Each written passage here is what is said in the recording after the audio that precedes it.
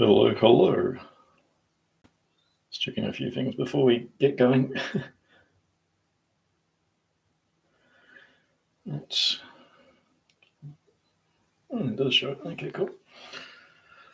Alrighty, welcome to this EFT Tapping Empower Hour. I'm Dion from Eflowtion Support Services. I'm a level 2 EFT tapping practitioner trained by Embrace Empowerment, hence the empowerment in the name.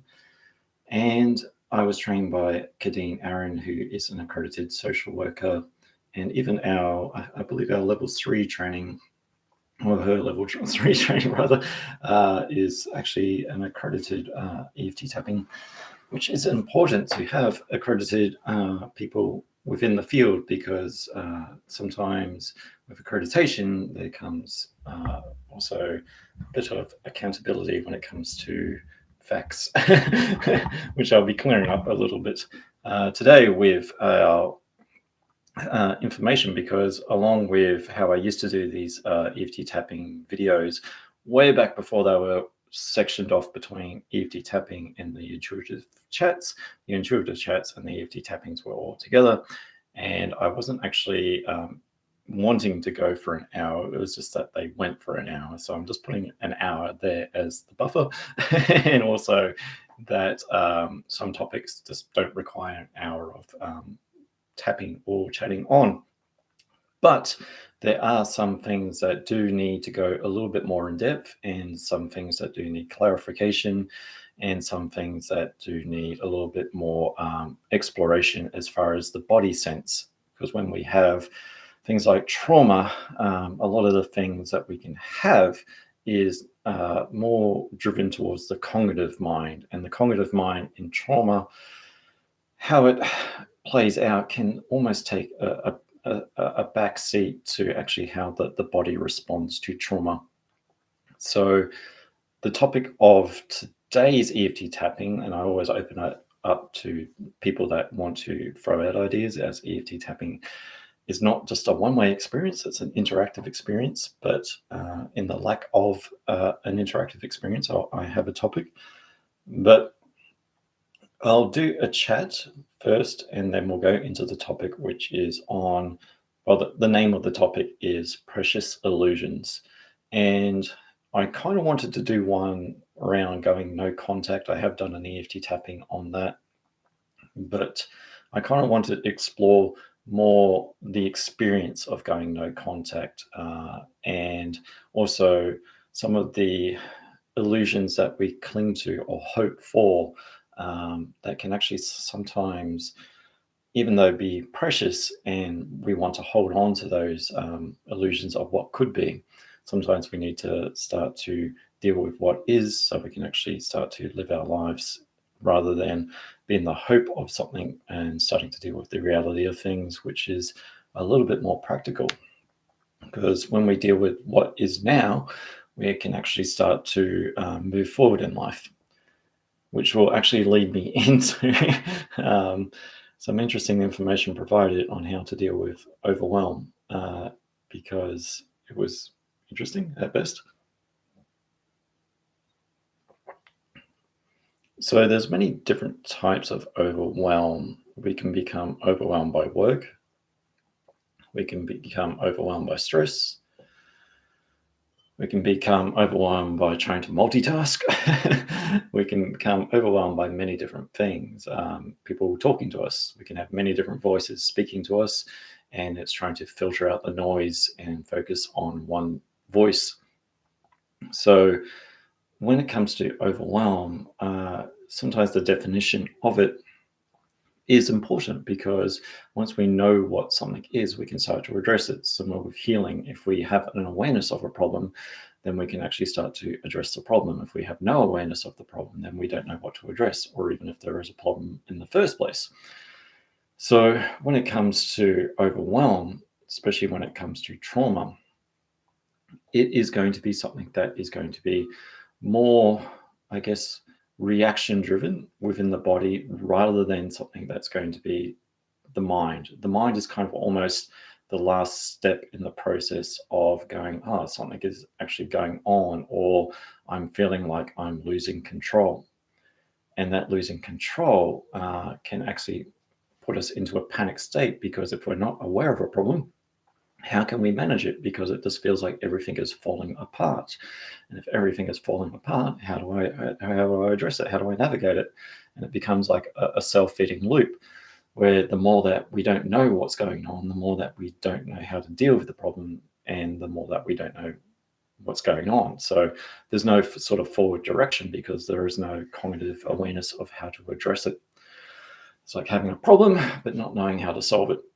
And when we have a trauma overwhelm, there's going to be many different problems that are happening within the body that also impede the function of the mind. Now, we have something where there is a reaction to trauma, and I think if given any advice as far as to go into this state as a healing modality or a healing tool, probably best to stay clear, because one of the trauma reactions, one of the, I guess, intensifying, overwhelming symptoms of trauma is a dissociative state.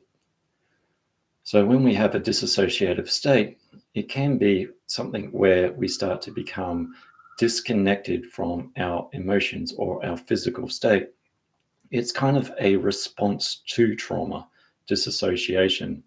It's not something that we want to go into willingly, because it is something that actually starts to not actually have ourselves present within our container of our body. So when we can't physically, when we can't emotionally escape abuse, our mind goes into a dissociative state. It starts to escape the body. So that which is yourself starts to leave the state of abuse. So what's occurring within your body. So the disassociation that you're being asked to go into is the actual response to trauma. Now, typically when you show up to therapy and you're in a dissociative state, so that could mean that your emotions are feeling numb. You can't feel any of your emotions. You're just sort of in a bland state or a disassociated state. Or you might be disassociated from your body, so your physical state. And you can't actually feel into your body, because what is happening within your body is the reliving of the trauma. So you're not actually feeling safe within your body. So you're decided to escape the reality of your body.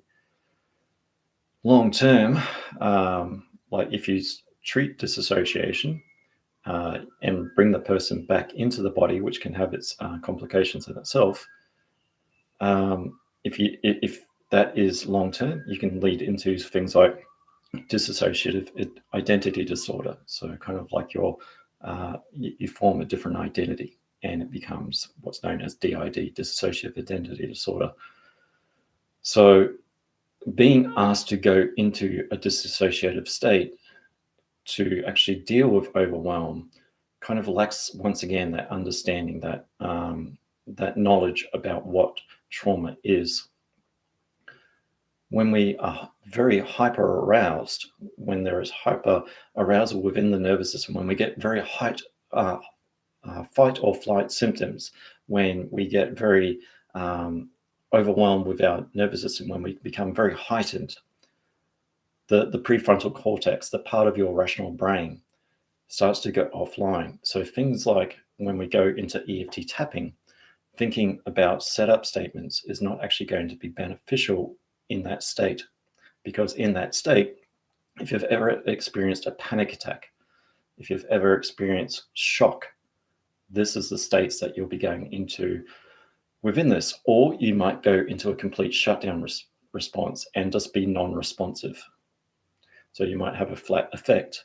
You might be hearing what the person is saying, but you're not actually connected to your body, because you're in that disassociative state, because your body is still within that trauma. It's responding to that trauma as a disassociation. So a part of going into therapy to actually help the person to actually deal with that rational mind, to actually deal with what's happening for them in their body, we actually need to ground the person first, because you can't deal with someone when they are in a dissociative state or even in an overwhelmed state. Have you ever had a cognitive, nice chat with someone that's going through a panic attack? Or if you're going to seek therapy from a person that is kind of like this, and the more that you ask, and then the more that the jittery sort of thing, they're not really present, are they? So it's going to be very hard to engage with a person that is not feeling safe within their body. And this can be a symptom of dissociation. Smaller symptoms of dissociation can lead to things like daydreaming. Even I was misdiagnosed with absence seizures, a form of epilepsy, due to dissociation. They did me with EEGs and all that. It showed up to be dissociation. I was daydreaming in class, in school, which is what they picked up on. And I had to go do EEGs when I was younger because I was daydreaming in class, but I wasn't daydreaming. I was dissociation. There was a lot of trauma happening at home. My sister, who has passed away, she was running away from home, and there was physical abuse and everything that was happening there. So as a way to deal with it, whenever I encountered stress, whenever my mind started to become overwhelmed, I would escape the reality of what was happening, which once again, long-term can lead to things like dissociative identity disorder. So you start to form a different identity.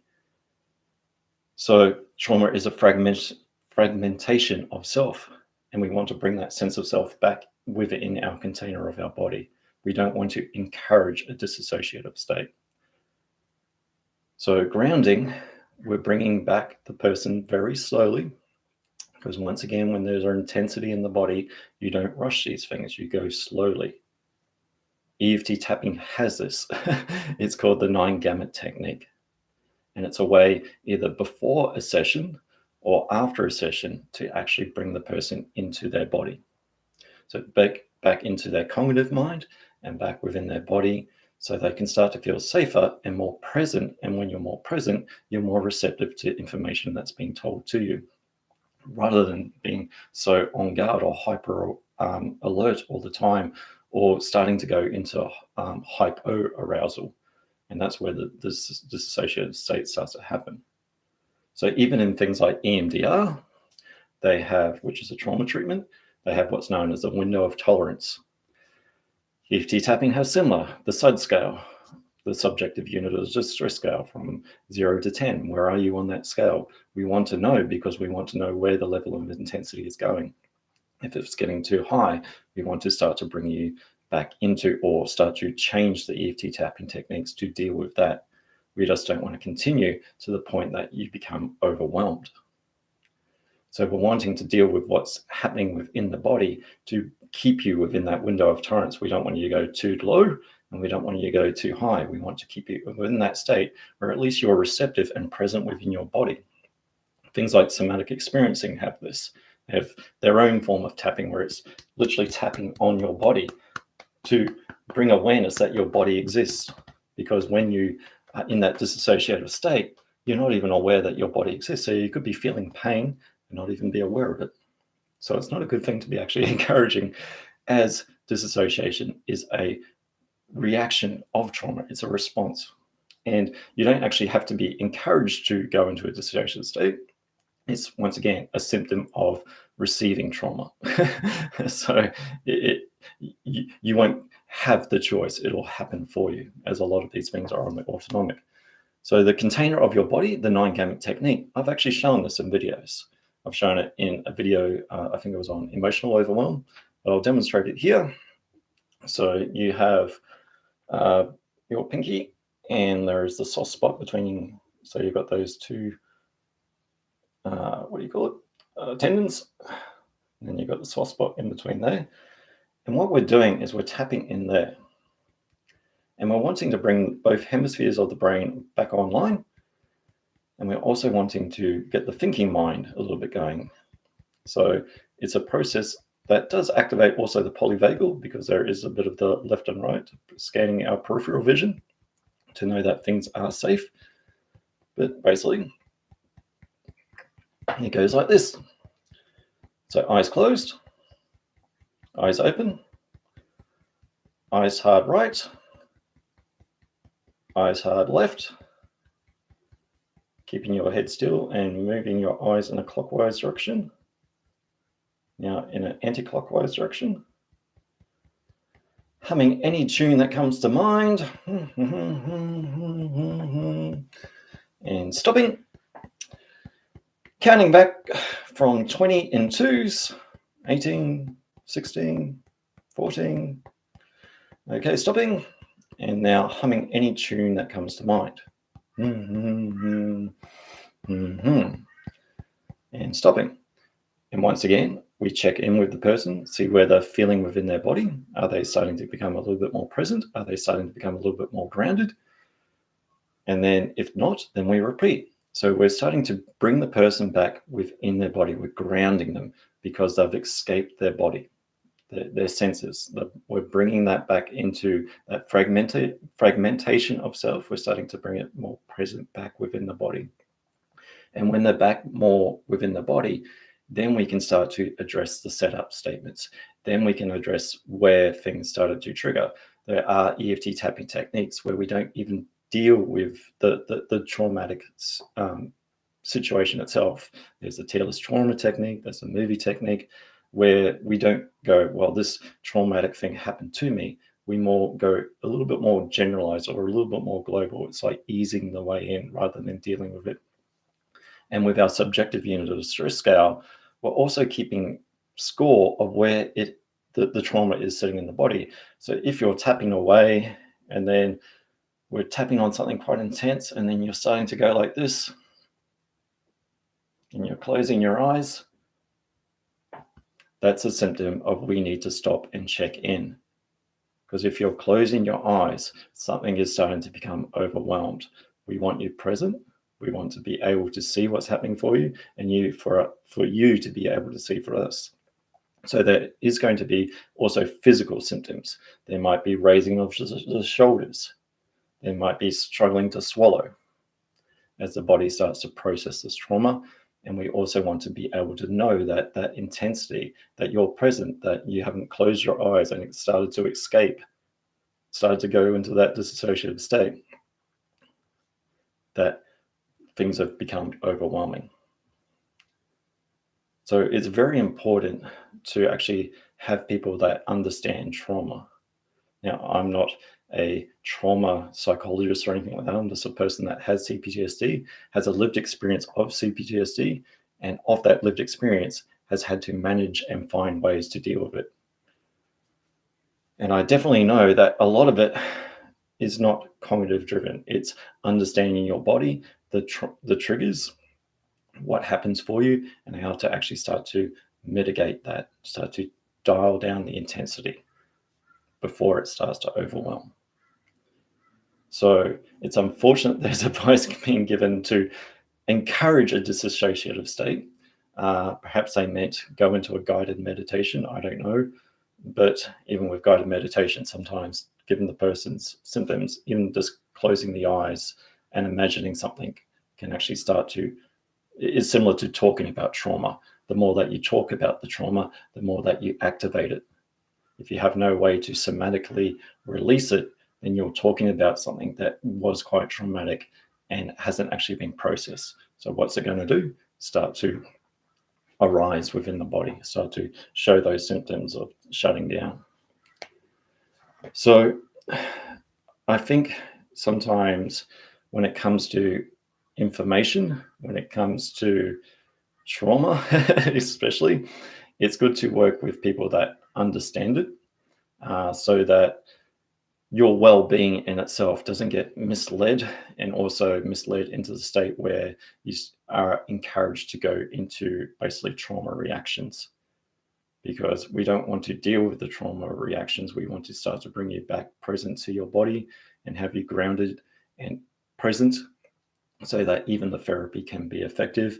And that's therapy not even to EFT tapping, it's therapy related to anything where if you're starting to go into a panic attack, if you're going into something, we first want to stabilize the person before we can actually help to deal with what's happening for the person. Even outside of EFT tapping, it applies to ambulance drivers. They want to stabilize the person before they take them to the hospital for treatment. So simple things like that. If you keep that in mind, we want to stabilize ourselves from not being overwhelmed by trauma before we can actually be present to receive even cognitive information. Because if we don't feel safe within ourselves, we're not going to be dealing with theories or anything like that. We're going to be more concerned about our own safety of our body. We want to be our own survival of self. And once the threat is passed, then symptoms might start to reduce naturally. But if you're getting therapy, you don't want to be encouraged to go into a dissociative state. No. But yeah, I mean, for myself, when I was misdiagnosed with absence seizures, which is a form of epilepsy, which is also known as focal seizures, where you lose focus. In my support work, I've supported people who have this. The pupils will dilate, and then they'll go, and they won't be aware that, similar with any seizure, they won't be aware that the seizure happens. But it's different with disassociation. I was aware. I was just daydreaming. I was going into basically escaping the reality that I was in because something triggered, and I became. I reacted to it, and it's like, so my mind was finding a coping mechanism to deal with it, and then I'd be coming back, and with the EEGs, the last round of EEGs that I had to do, I had to come off tirade off the medication. It was a 6-month process. Of course, it's on your driver's license, so I couldn't drive for 6 months, and then at the end they do another EEG, and it didn't show up. But who was taking me to the EEGs when I was first diagnosed as a kid? Parents. So the very thing that was the environment that was causing the trauma. So a little bit about how not to deal with overwhelm. We want to be grounding ourselves so that we're present to even be present in a conversation, to be present in receiving therapy, and be present within our body so that we're aware that the emotions, the feelings, the sensations, we can start to manage. Because if we're not even aware of our own bodies or our own mind, then it's going to be very hard to apply any form of therapy.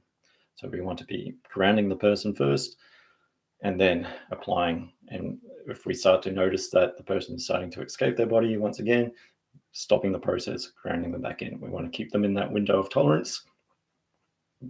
And if they go beyond what they can tolerate, be it physical stress, emotional stress, it's not going to be a good result. So we want the good results of where they're going to be present within that window of tolerance. So, and I'll use a gym metaphor. Why not? You don't want to overlift a weight. You'll do yourself damage. You want to stay within what is doable, and slowly and surely that you'll get to the stronger weights later on. But you don't want to go straight into damaging your body or damaging your nervous system by going into something too much or not even being present to receive things. So the EFT tapping that I was going to be doing, and I'm also open to people who have topics that they want me to tap on.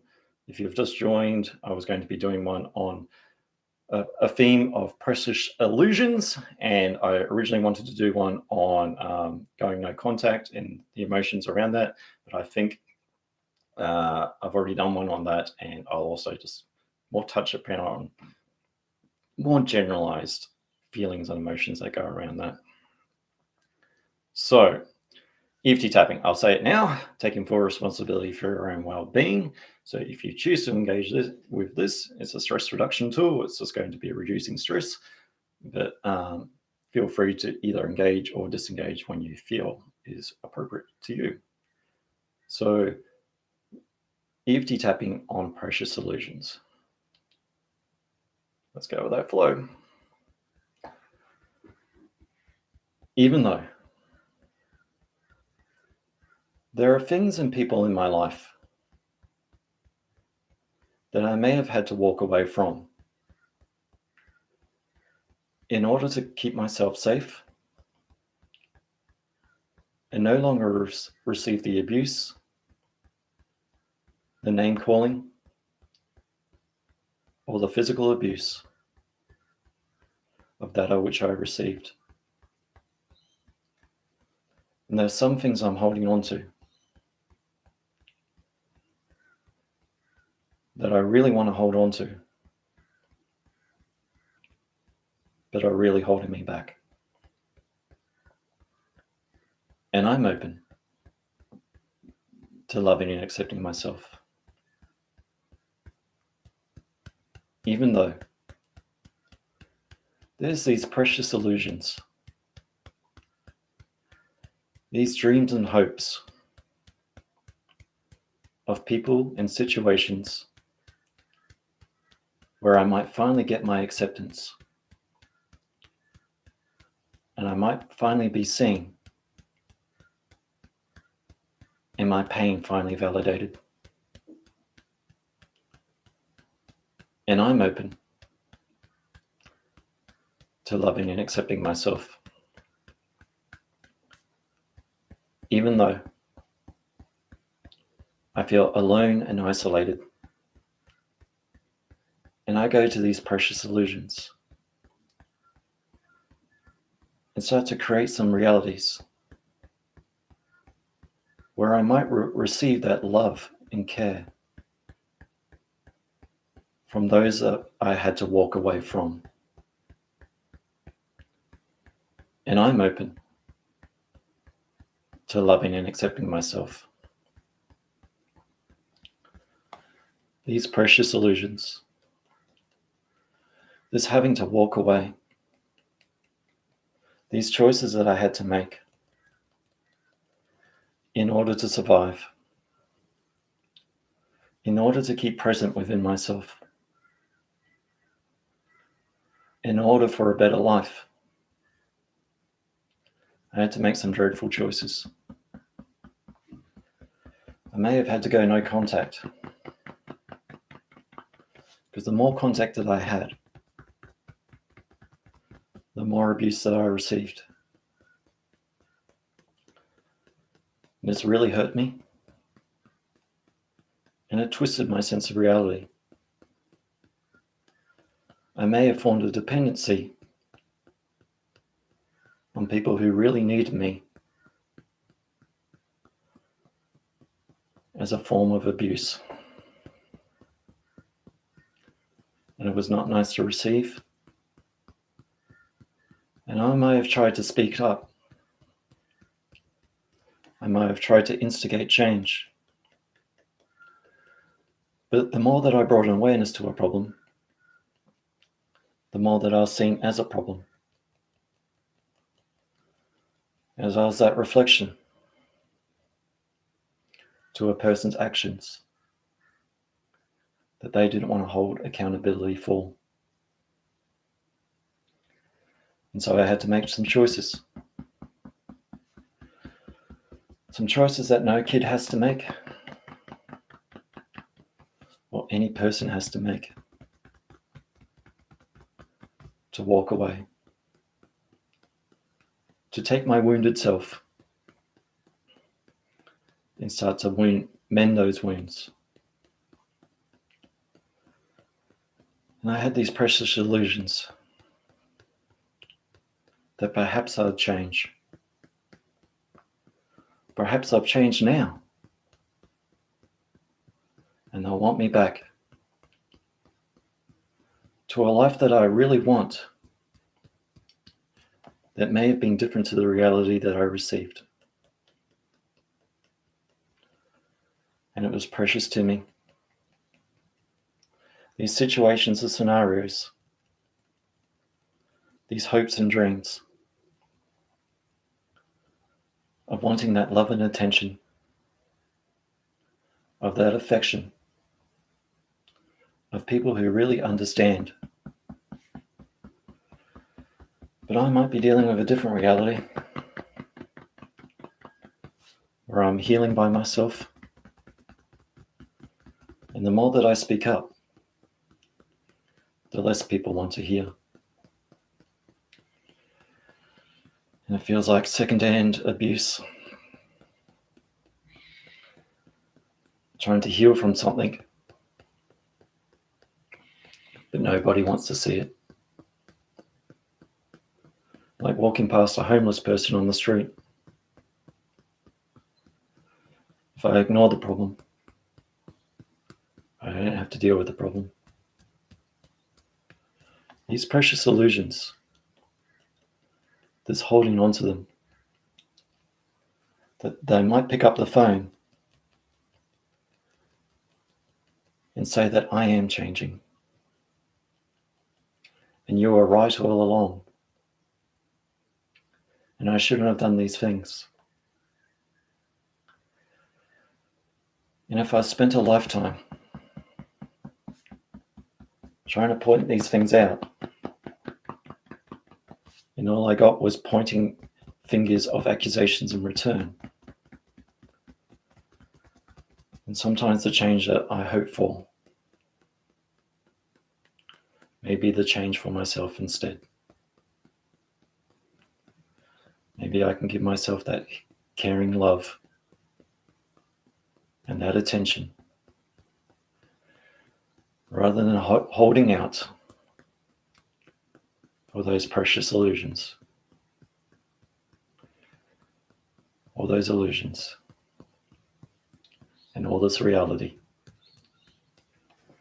in mind, body, and spirit. And taking a deep and taking a full breath in and out. And just checking in with your body. And there's going to be different forms of checking in. When we go into counseling, there's going to be a checking in with how your week was and all that. In EFT tapping, being a somatic experience, we're going to be checking in with the sensations that are within our body. Sometimes when we touch upon emotions, they can intensify. We want to know where it is so we can start to reduce. So sometimes it will go up before it goes down. So just noticing sensations within your body. We'll do another round of these precious illusions and starting to change or shape our perceptions of ourselves to where we can start to navigate our life. So, just feeling into your body. Just take your time. There's no rush. Healing is not a rushed. There is no first place. There is just the place for ourselves right now as we give ourselves the attention that we deserve. So taking full responsibility for your own well-being and repeating after me. Let's go with that flow and let's go back into it. Even though this sensation of self and who I am as a person has gone through a lot of experiences. And these experiences are valid to myself. And I might be holding out for that external validation, which is important, but not necessarily needed. And I'm open to loving and accepting myself, even though I was the one that went through these experiences. And these experiences can be hard to translate to others. So I don't need to fully validate experiences that are hard to translate.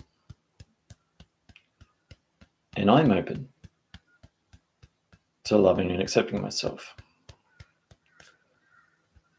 even though these hopes and dreams, these precious illusions of wanting people to change, of hoping for change, of longing and desiring for love and attention, I can start to detach from that external self and direct towards the internal self. And I'm open to loving and accepting myself. I'm holding on. I'm holding on to that hope. I'm holding on to that hope of the situation that had a different reality. I'm really wanting that change. And in a way, that's a positive thing, given its perception. For if I'm holding on for what I know is the right thing, then I know that right thing is right for myself. If I was holding out for the wrong thing, that I was wanting someone to reconnect so that they could hurt me more, that wouldn't be too beneficial for my well-being. But I am aware that that was a problem. And I'm holding out for love and attention, care and affection, things that are good for my well-being. It might just be the people behind those illusions that I'm hoping that will give that to me might not just be capable of that yet. Or they might be not aware of that yet. But I'm aware of it. And I might be able to direct that care and attention within the reality of myself. Rather than escaping my reality and holding on to hope from people who saw me as hopeless. It's kind of like self-talk. The more that I speak to myself in negative terms, the more that I'll feel negative about myself. So it's changing the voices, changing that perception, and the intention around what I'm holding on to, so that I can have a betterment of myself. And the more that I hold on to the illusion that those that didn't treat me right may treat me right, so that I can have the family unit, the relational unit that I truly do deserve, these things might be holding me back. Maybe I've got to break that loop and break that cycle and start to do things that are a bit more positive for myself by seeking the intention and seeking the intention and breaking that illusion loop by injecting a little bit more positivity in my life, by misdirecting myself to a better direction, getting off that merry-go-round and starting to move forward. Because the more that I'm caught up in an illusion of wanting better from people that didn't treat me better, it's kind of like being caught in a memory that I just can't escape.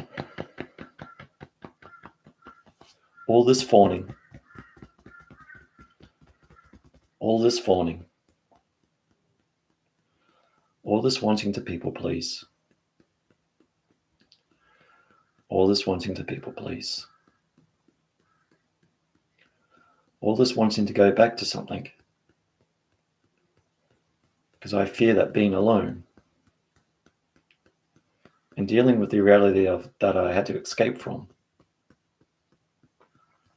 would be a better situation. I might be fawning to my abusers. I might be wanting to give up on my sense of self.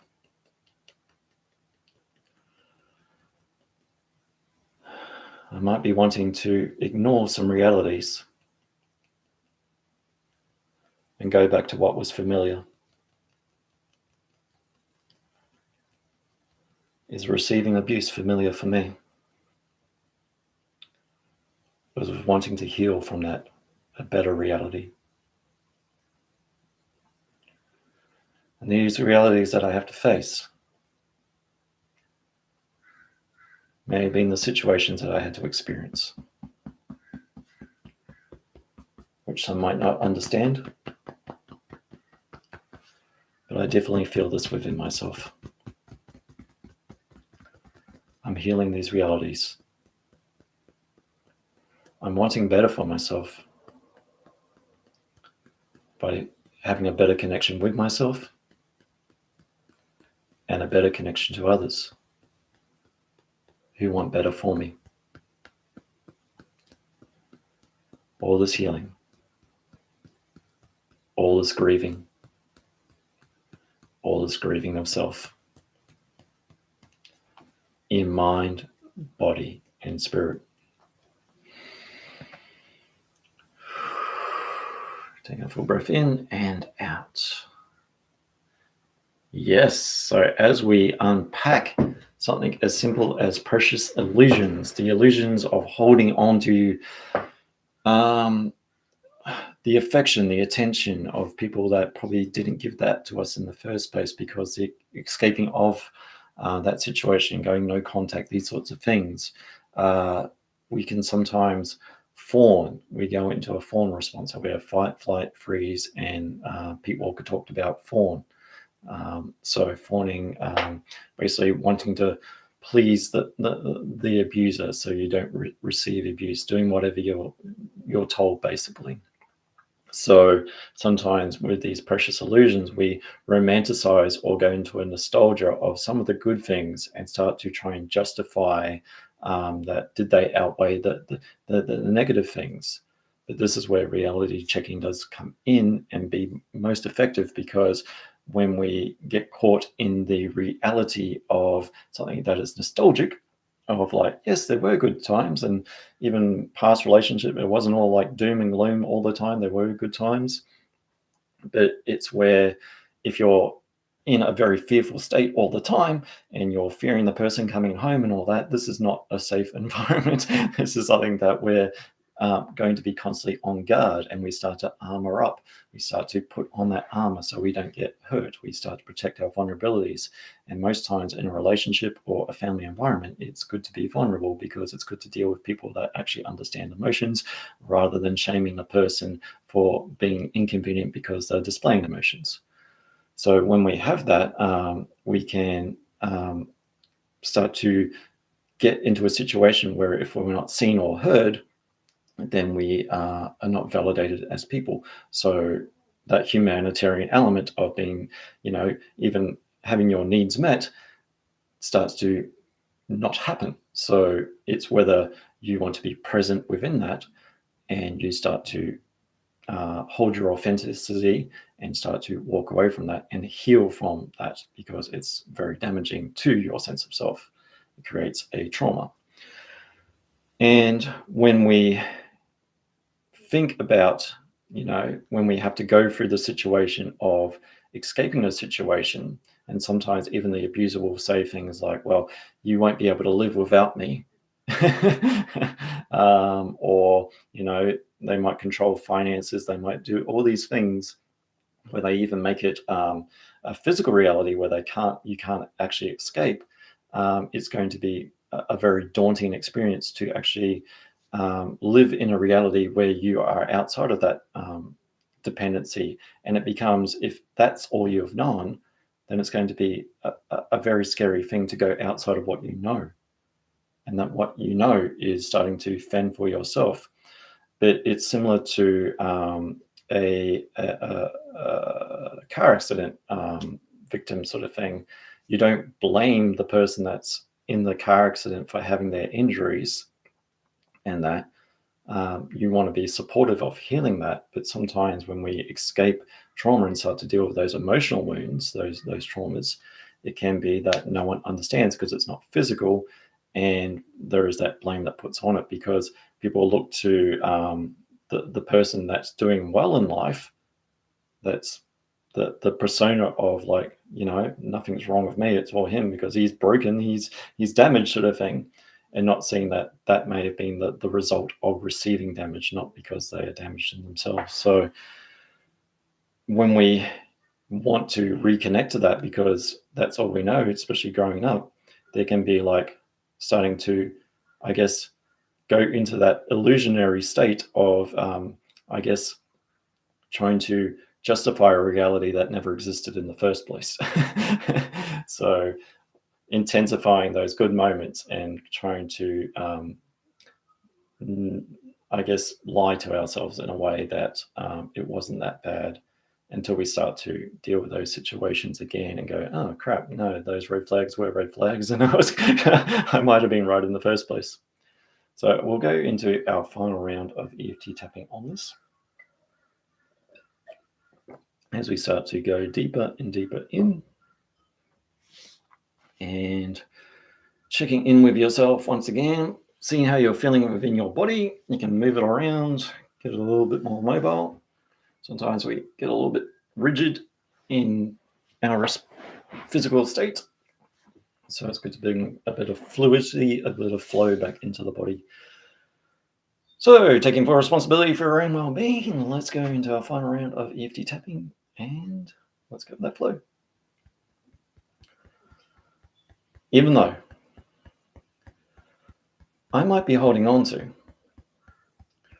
some precious illusions, and I might want to change my perception of those illusions, because they may have been my realities, and I'm trying to see them in different ways, of which I didn't have to escape that reality and go no contact. And I'm open to loving and accepting myself, even though I might be the precious one in this situation. And my emotions, my sense of self, and who I was as a person was hurt, was abused, and was invalidated, and made to feel that I wasn't precious. And I'm open to loving and accepting myself, even though that of which I hold on to is precious and is more deserving of the attention, the care of myself. And I'm open to loving and accepting myself. This reality I had to escape from, this reality that no one believed in, this reality that affects my body and affects my mind, I may be holding on to nostalgic moments, romanticized moments, and moments that are truly whimsical, that belie the actual reality of that of which I received, that of which I escape, and that of which I have to heal from. And it's nice to have these illusions, but I don't need to people please someone that was never pleased with myself, someone that never saw myself, someone that never heard myself, someone that took my realities, my knowledge and experience as their own, and gave me rejection in return. I'm reality checking these things. It's kind of like an addiction in a way.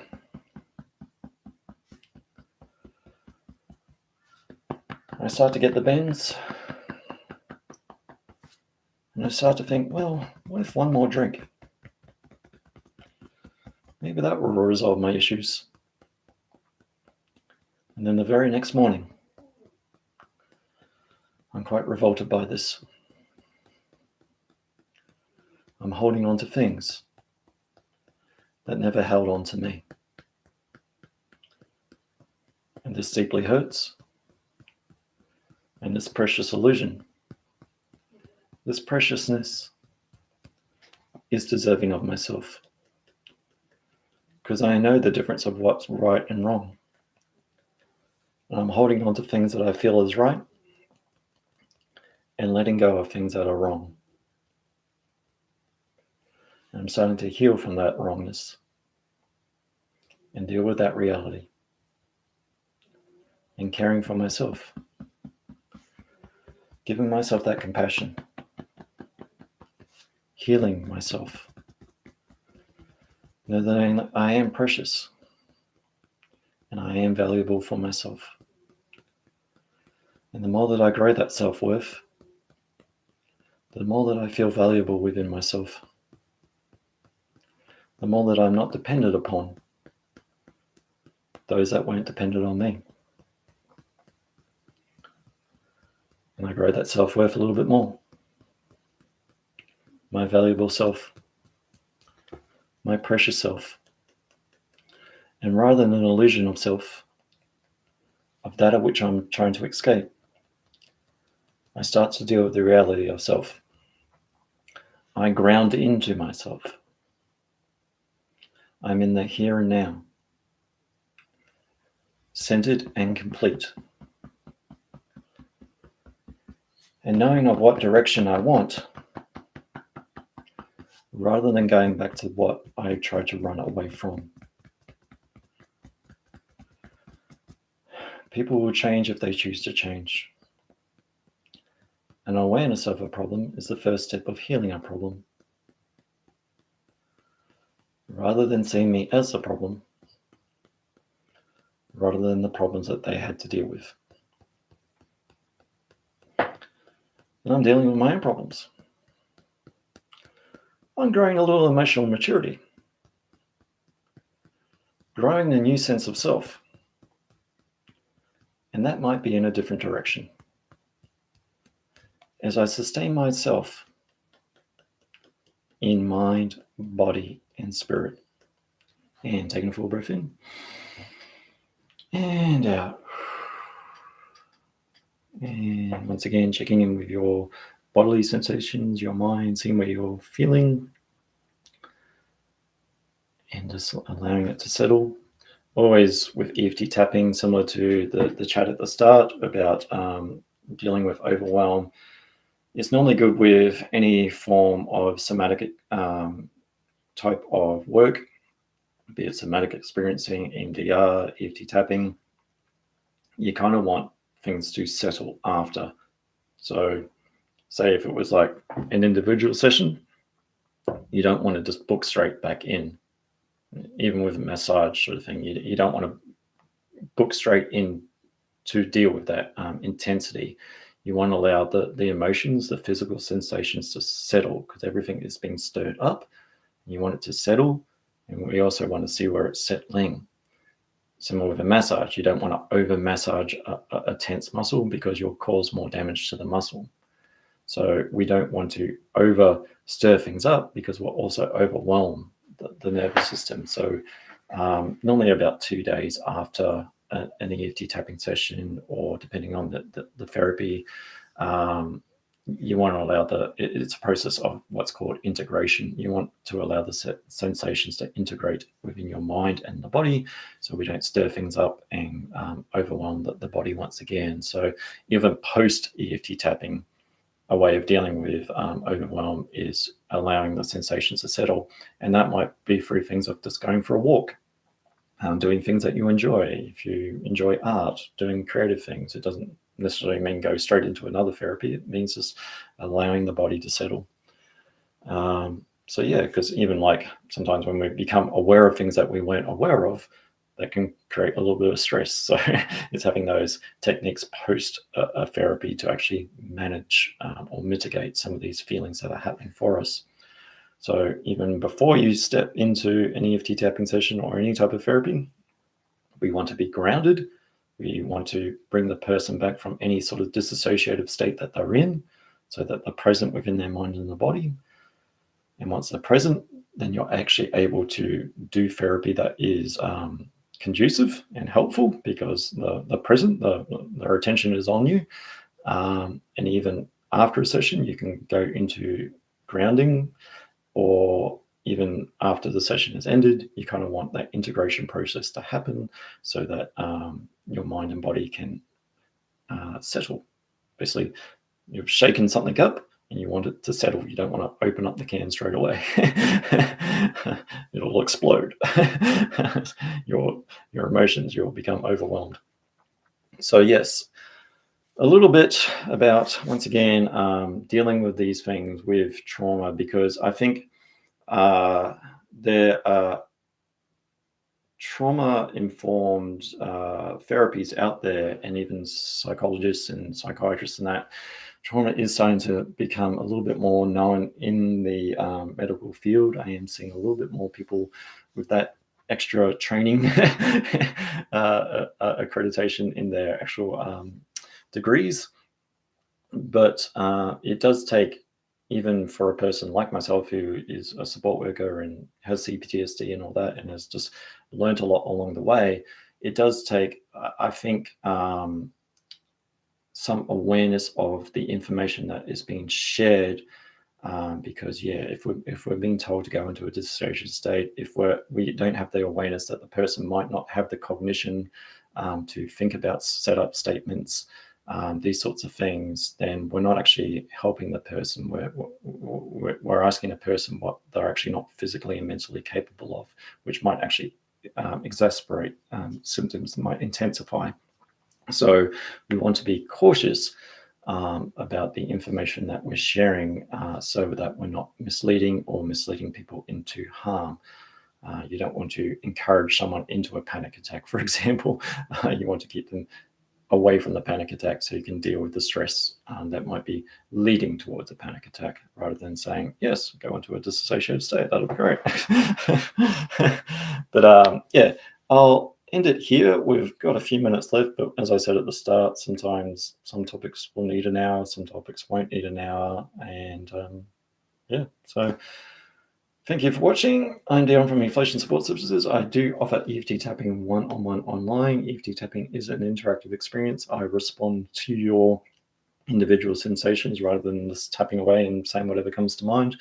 So it's more important to have yourself present within an EFT tapping session. It's very hard for a masseuse to do massage without a person present. So it's very hard to reduce stress without someone that has the symptoms of stress. So that's why it's good to do interactive EFT tapping. So I do offer that through eflowtionsupportservices.com.